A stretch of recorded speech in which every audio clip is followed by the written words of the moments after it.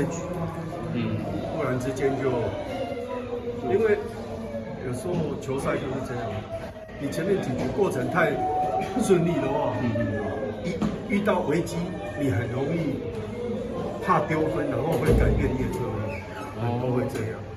然后那一局用变化球一直用球速度到手，有点用直球。对啊，因为过程都没有危机哦，就是好像很轻松啊，一局一局这样。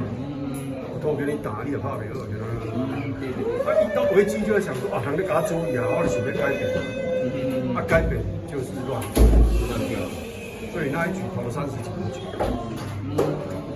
那个内野飞球的就 miss， 对，那个有影响，有影响。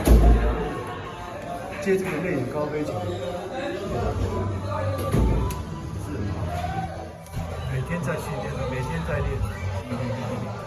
从选手每天都在练高飞球，选手对这个高飞球的那种判断能力还是不足，需要加强。多好，其实大家也看得到，自己也很清楚。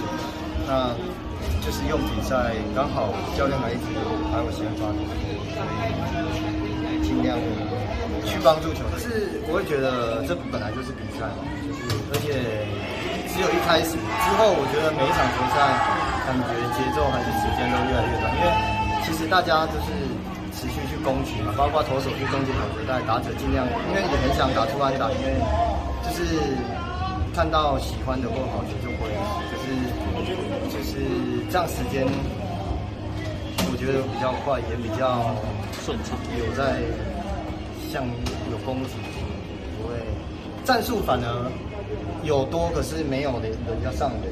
就是没办法做战术了，就是现在还是我会觉得一上垒就可能会有战术，但是要先有上垒，就是节奏我反而觉得目前比较明快，他打不好就是打不好。我说我，其实不是队长就会没有压力，压力其实一直都有，因为还是要赢球嘛。那自己知道状况不好就。可能球队会比较多麻烦，就是尽力去把工作做好。那真的有点久了，我觉得自己的状况就是没有，就是打不出安打。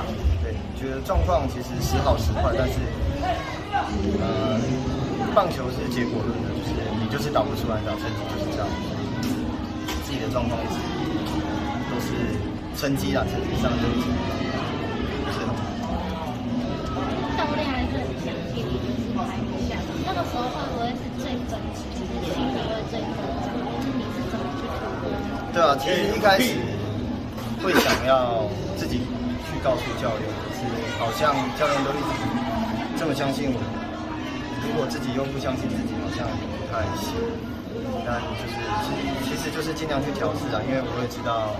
不好，其实大家也看得到，自己也很清楚。那就是用比赛，刚好教练还一直把我先发的，所以尽量去帮助球队赢球。你有觉得今天状况打起来击球感觉比较好，还是说就是结果比较好？